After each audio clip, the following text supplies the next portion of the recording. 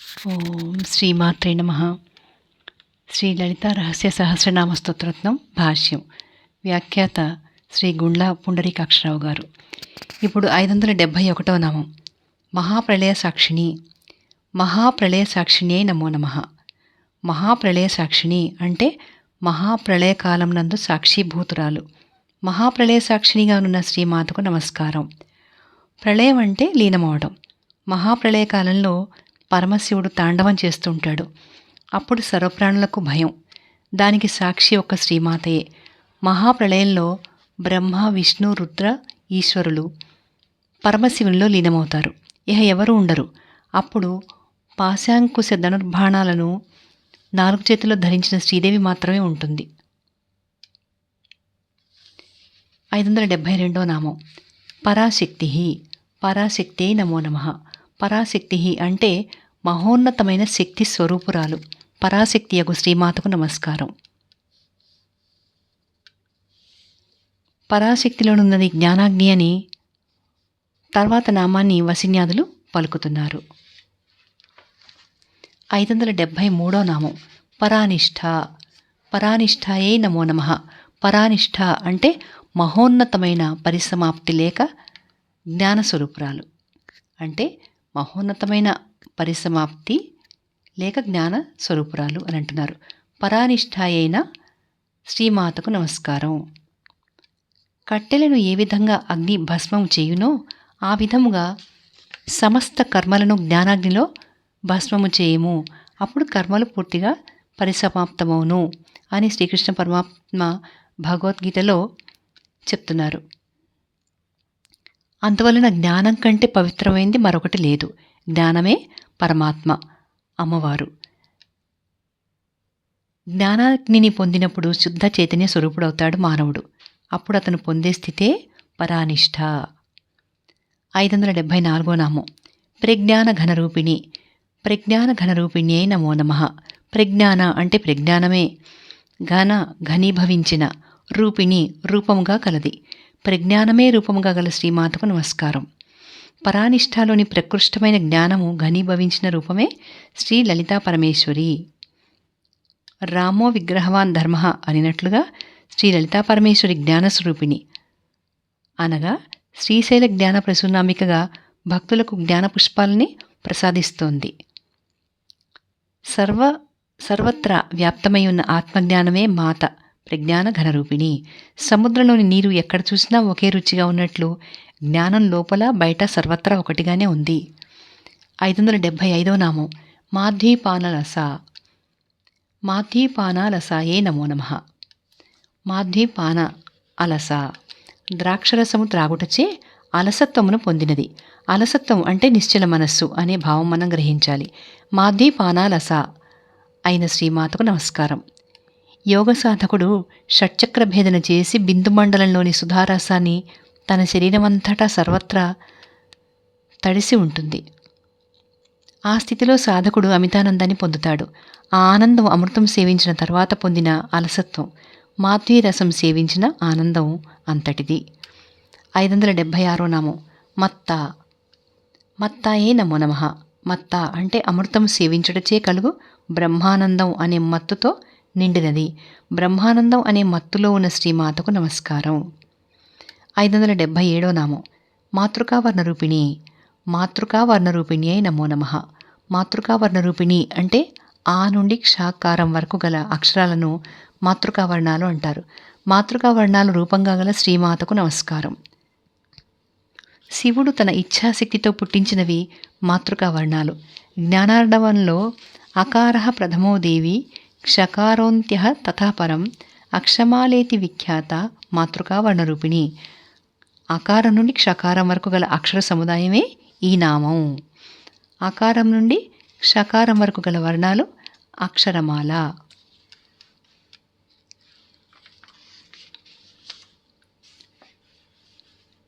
లలితా సహస్రనామాలను ఉపాసించిన వారికి చక్కని వాక్కులు వారి ముఖకమలాల నుండి వెలువడతాయని చెప్తున్నారు. 578వ నామం.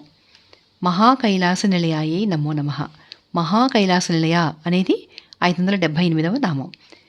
మహాకైలాస నిలయాయే నమో నమః. మహాకైలాస అంటే మహాకైలాసం. నిలయ నివాసముగా కలది. మహాకైలాసము నివాసంగా కల శ్రీమాతకు నమస్కారం. మహా అనే పదం కైలాసానికి విశేషణంగా గ్రహిస్తే ఉత్కృష్టమైన లేక గొప్ప అనే అర్థాలు వస్తాయి. కైలాసం, మహాకైలాసాలు వేరువేరుగా చెప్పినా కూడా కైలాసం ఒకటే. అది బ్రహ్మరంధ్రంలో ఉంటుంది. అదే సహస్రార కమలం. అందులో మహాచైతన్యవంతుడైన శివుడు పార్వతితో ఆనంద తాండవం చేస్తుంటాడు. 579వ నామం మృణాళ మృదుదోర్లత. మృణాళ మృదుదోర్లతాయే నమో నమః. మృణాళ తామర తూడులోని దారము వలె, మృదు మెత్తనైన, దోహో లత లతల వంటి బాహువులు కలది. తామర తూడులోని మెత్తనైన దారము వంటి లతల వలె బాహువులు కల శ్రీమాతకు నమస్కారం.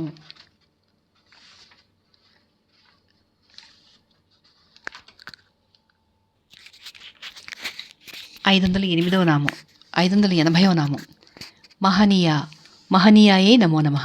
మహనీయ అంటే గొప్ప పూజ్యురాలు, మహనీయురాలైన శ్రీమాతకు నమస్కారం. 581వ నామం దయామూర్తి. దయామూర్తే నమో నమః. దయామూర్తి అంటే దయే స్వరూపంగా కలది. దయాస్వరూపురాలైన శ్రీమాతకు నమస్కారం. అనాహత పద్మం హృదయంలో ఉంటుంది. అందులో శ్రీమాత దయాస్వరూపురాలు. అందువలననే లోకంలో దయామూర్తిని హృదయమున్నవాడు అని అంటుంటారు. రతీదేవి ప్రార్థనకు మన్మధుని తిరిగి బ్రతికించిన దయామూర్తి. సతీ సావిత్రి ప్రార్థనను మన్నించి సత్యవంతుని ప్రాణాలను కూడా ఆవిడ ప్రసాదించింది. యమధర్మరాజు రూపంలో పరమేశ్వరి. ఈ విధంగా మాత భక్తుల పాలిట దయామూర్తి. 582వ నామం మహాసామ్రాజ్యశాలిని. మహాసామ్రాజ్యశాలినే నమో నమః. మహాసామ్రాజ్యశాలిని అంటే సహస్రార పద్మం అనే సామ్రాజ్యానికి అధిపతిగా ప్రకాశించేది. మహాసామ్రాజ్యశాలిని అయిన శ్రీమాతకు నమస్కారం. 583వ నామం ఆత్మవిద్య. ఆత్మవిద్యాయే నమో నమః. ఆత్మవిద్య అంటే ఆత్మజ్ఞాన స్వరూపురాలు. ఆత్మవిద్యా స్వరూపురాలైన శ్రీమాతకు నమస్కారం. విద్య అంటే ఆత్మవిద్య లేక బ్రహ్మవిద్య. విద్య ఒకటే. ఈ విద్యను ప్రస్థానత్రయం ఉపదేశిస్తోంది. మానవ దేహంలోనికి జీవాత్మ బ్రహ్మరంధ్రం గుండా ప్రవేశించి తర్వాత ఎటు వెళ్లాలో తెలియక వలలో చిక్కుకున్న పక్షిలాగా అలమటిస్తుంటుంది. చివరికి తెలుసుకుని బ్రహ్మరంధ్రం ద్వారా వెళ్ళి పరమాత్మలో లీనమవుతుంది. ఇదే ముక్తి. అధో మార్గం గుండా వెళితే పునర్జన్మ కలుగుతుంది. దీనిని తెలుసుకుని ఆత్మను దర్శించడమే ఆత్మవిద్య.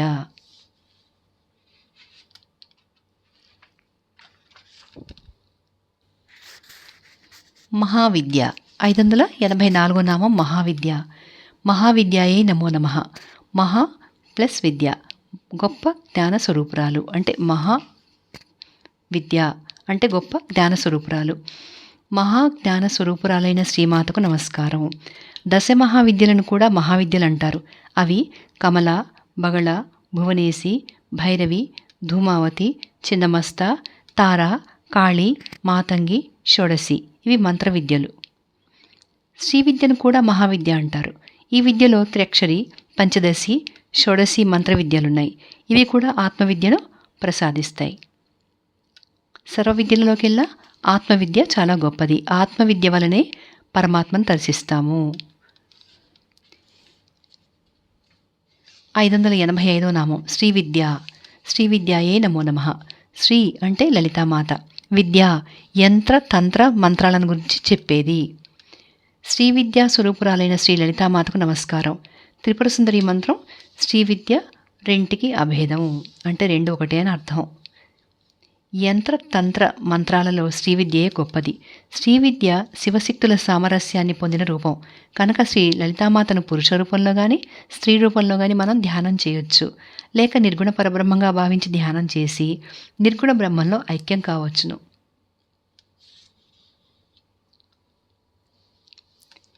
విష్ణు పురాణంలో యజ్ఞ విద్య, మహావిద్య, గుహ్య విద్య, ఆత్మవిద్య అని విద్య 4 రకాలుగా ఉంటుంది. గుహ్య విద్యలో మంత్రాలు రహస్యంగా ఉండడం చేత గుహ్య విద్యనే శ్రీ విద్య అంటారు. అయినా కూడా ఈ 4 విద్యల స్వరూపురాలైన శ్రీ లలితా పరమేశ్వరి ముక్తినొసగే దేవత. శ్రీ విద్య పంచభూతాత్మికం. పంచభూతాల భాగాలు పంచదశలోని 15 అక్షరాలు. పంచదశే త్రి శ్రీ త్రిపుర సుందరి. 586వ నామం కామసేవిత. కామసేవితాయే నమో నమః. కామ అంటే మన్మధుడు, సేవిత సేవించినది. మన్మధుడు సేవించిన శ్రీమాతకు నమస్కారం.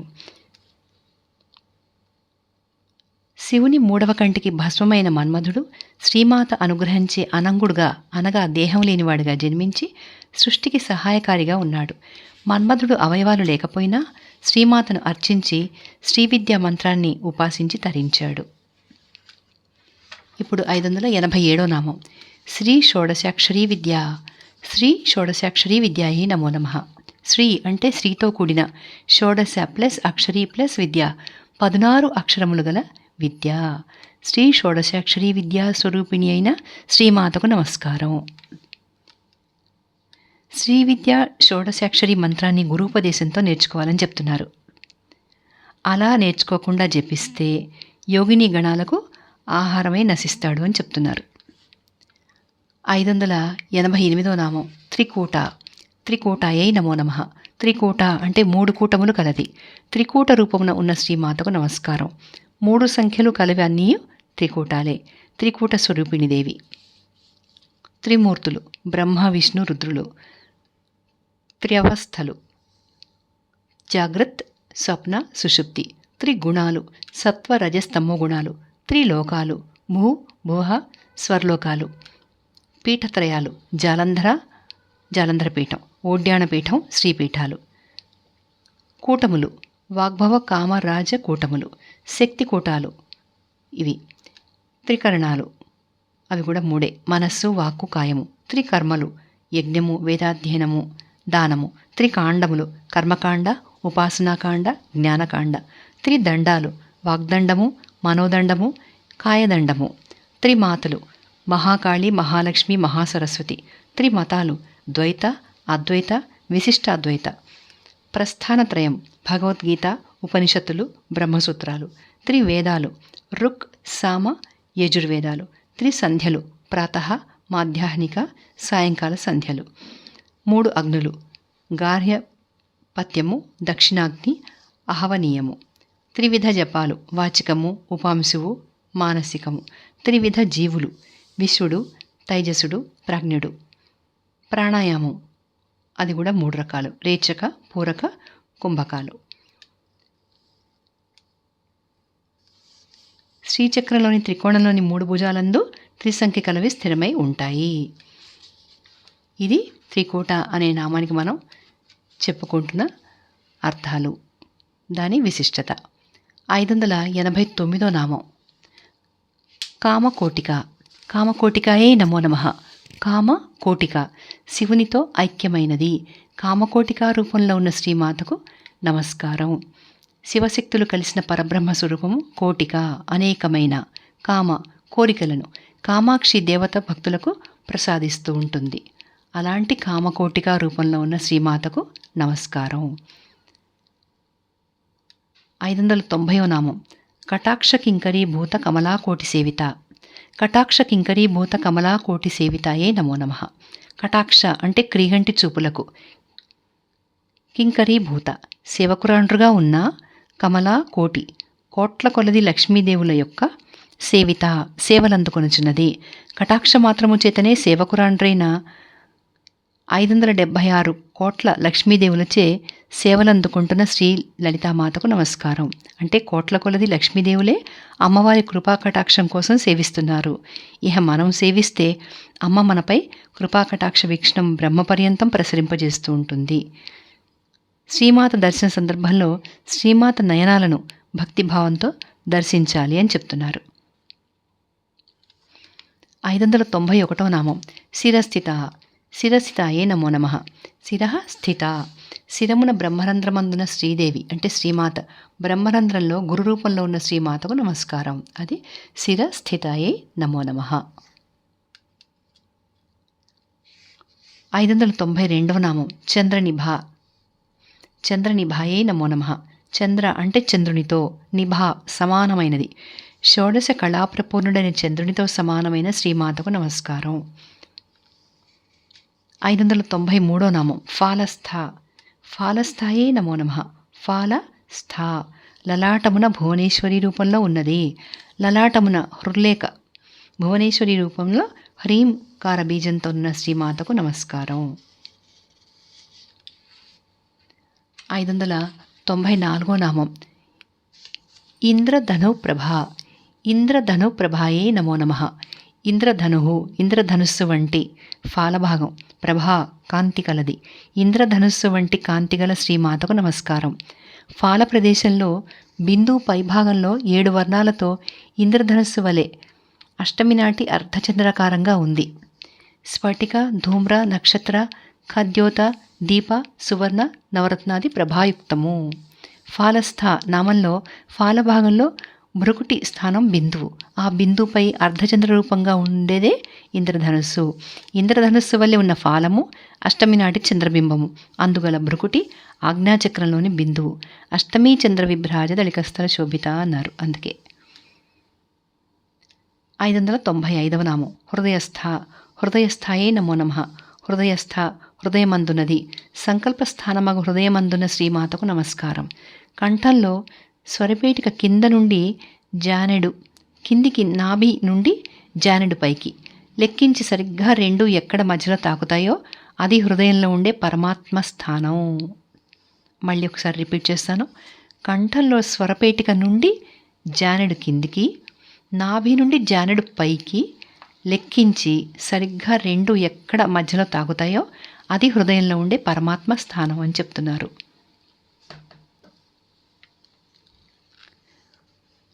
హృదయే శివస్థిష్టతు. శివ అంటే ఇద్దరు ఒకరే. శివ అన్న ఒకరే అని చెప్తున్నారు. 596వ నామం రవిప్రఖ్య. రవిప్రఖ్యాయే నమో నమః. రవిప్రఖ్య అంటే సూర్యునితో సమానమైన కాంతితో హృదయంలో స్థిరమై ఉన్నది. హృదయమందు సూర్యునితో సమానమైన కాంతితో ప్రకాశించిన శ్రీమాతకు నమస్కారం. హృదయంలో అనాహత చక్రం ఉంది కదా, ఇందులో పరమాత్మ సూర్యుడి వలె ప్రకాశిస్తూ శరీరాన్ని 98.4 ఉష్ణోగ్రత ఉండేటట్లుగా కాపాడుతూ ఉంటాడు. 597వ నామం త్రికోణాంతరదీపిక.